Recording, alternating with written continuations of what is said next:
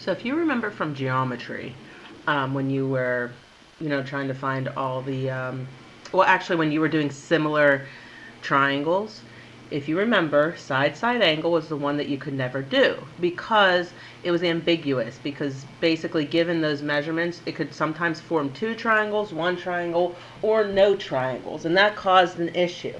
So the same thing will happen. If you ever have side-side angle, it'll form either, there'll be a single solution, which is ideal, of course. There could be no solution, or there could be two solutions. So let's check them out. Let's do one of each. So this one should have a single solution. So we are going to have this triangle, A, C, B, A, C, B. We are going to know that this is 42 degrees. This is, B is 12 inches, and A is 22 inches. So we can see side-side angle. And this one forms a nice triangle. Like I said, you just kind of don't know what's going to happen until it happens. It has to do with whether this side is longer than that side. So, I don't know. Typically, I believe it works when the side touching the angle is shorter than the side not touching the angle. I think you get the one solution. When the side touching the angle is longer, that's when you're getting the, that's when you can get two solutions or no solutions, I think. Don't quote me on that. I have to remember. But anyhow, besides the point, we have this set up. We can start solving. So let's find, we have A and sine A, or we have A and side A, angle A and side A. So let's set that up. We have 22 over sine of 42. And we have side B, which is going to go on the top. But we don't have angle B, so sine B. Oh, I put B. I didn't write the 12 inches. Oops. There we go. Yeah. So anyhow, we can go through and solve, and we're going to cross multiply. 12 times sine of 42 is equal to 22 times sine of B. So of course, divide away the 22. And we're going to have sine B is equal to 12 times sine of 42 divided by 22. And that's some number. In order to get that, though, we are going to have...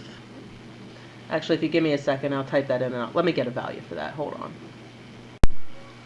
Okay. So if you do this, you get 0.365. 0.365 equals sine of B. So now to solve for B, we have to do the inverse sine, or the arc sine. So sine inverse of 0.365 will equal angle B, which should be close enough. I'm going to round it to the whole number because that's what this one is rounded to. And that'll give us about 21.4. So let's just keep it at 21 degrees. All right, so angle B is now 21 degrees. All right, we can now easily find angle C, 42.21. Let's subtract that from 180. 180 minus 42 and minus 21 is going to be 117. All right, 117 degrees. Okay, so we now have all the angles, so now we can go back to this and we can find side C. We have angle C, so just like before, we're going to keep that original ratio because that original ratio is not rounded, that original ratio is exact. So anyhow, we now have angle C, so we're going to put sine of 117 on the bottom, then we're going to find side C, and this is just like, just like the other part that we did. So I'm going to do the work for that one right underneath here. So 22 times sine of 117 equals C times sine of 42. Anyhow, divide away the sine of 42 to the other side, and that's going to be our answer once we solve that. Give me a second. Okay, and when I do this calculation, this comes out to be, like I said, I'm in chemistry mode sometimes. I'm going with sig figs, so I'm rounding to the whole number. Anyhow, this is going to round to about 29 inches. So 29 inches. All right, so this was one where it worked out nicely when we did the ambiguous case. That won't always happen. The next one we're going to do is going to have a no solution. So let's check out that scenario next. No solution. Okay, so here's our triangle. We have angle A, which is 85 degrees. We have side A, which is, side B, excuse me, which is 25.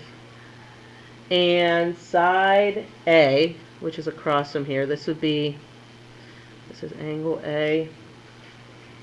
This would be angle C. This is side A,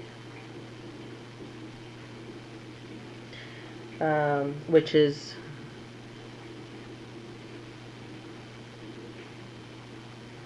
and this is side C, but we're not sure where it's going to meet. And here's the issue. Oh, sorry, I was off the screen. Is given this angle and this side, this might be too short to ever meet this. And that's kind of the issue. That's why if you see this one, it is going to have no solution. Now, you don't draw it like that. Like, I know this one's no solution. That's why I have it drawn out like that. But we don't start off drawing it like that. You draw it like a normal triangle and you hope for the best.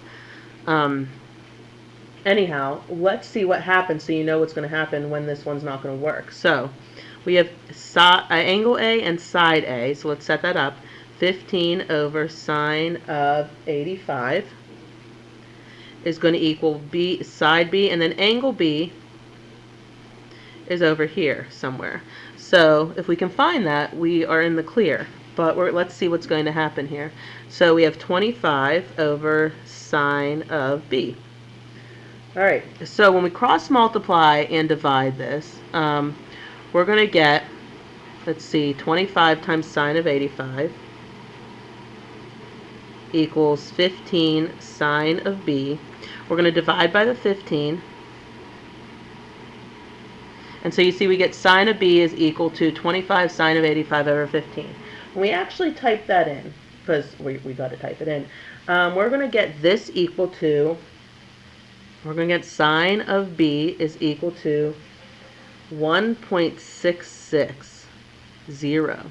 And the issue is, if you recall sine just sits there and bounces between 1 and -1. Right? So can sine possibly be equal to something greater than 1? It cannot. So this is where you would get your no solution. No triangle, or so the triangle does not exist, no solution, whatever you want to say. Basically, a triangle does not exist with those measurements. And that is because the sine is outside the range of 1 and -1. That is impossible. If you tried to type it in, your calculator would give you an error. No, no solution can exist. Now, how about the case when we have two solutions, which is what we're going to look at next. And it can have two solutions. So, what if we have A equals 12 meters, B equals 31 meters, and angle A equals 20.5 degrees. So, let's set this up. We don't need to draw a triangle. We're good at this. I mean, you can if you want, but we don't need to. So, side A and angle A, so 12 over sine of 20.5 equals 31 over sine of B. And then we should be able to find angle B. Right? Just like we did on the other ones. Not an issue. Oh, there's going to be a little bit of an issue, but nothing we can't handle. So, if we go through and solve this, so we cross multiply and divide, and we eventually get sine of B, and I'm jumping ahead here, is equal to 0.9047. Okay, so that's all well and good. but there's two angles that'll actually give us that value. Okay, so between 0 and 180, it'll happen twice that we'll hit we'll have that sign. So there are two angles that'll work for this. So this happens when this angle's kind of smaller. That's when you'll get this double case. And it also has to do with the ratio of how the size of these lengths too compared to this angle. But I'm going to draw them out for you so you can see what's happening. So anyhow, within 0 to 180, there are two angles that would work here. If we solve, we'll get B equal to either 64.8 or 115.2. And let's draw both of those triangles so you can see how they both work. So here is the 20.5.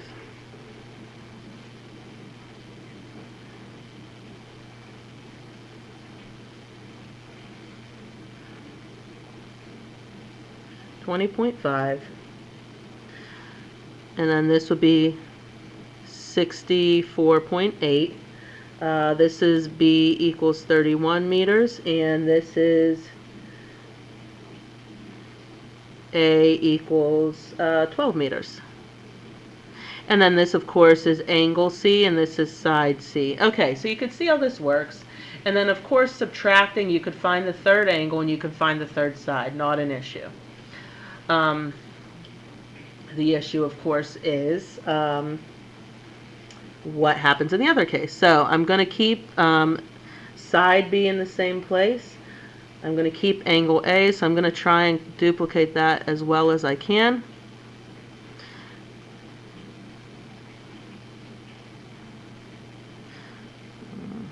Okay, so 20.5.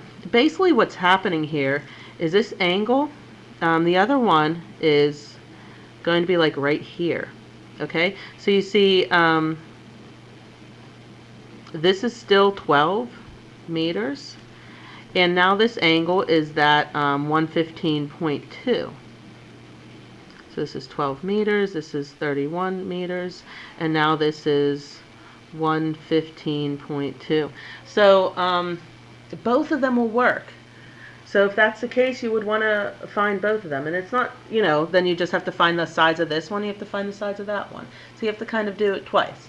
But once you find both of them, it's not a big deal. It's just, finishing that process. It's not too bad.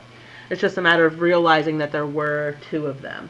So I am going to give you 3 questions for today, and they could have one answer, no answers, or 2 answers. I have no idea because I haven't looked at the answers yet, but on page 416, they're either going to have 1 answer, 2 answer, or no answers. Number 19, 21, and 23. Try them out, see how it goes. Okay? If you have any questions, let me know. But, if not, hopefully you can come up with them. Remember, the answers are in the back of the book.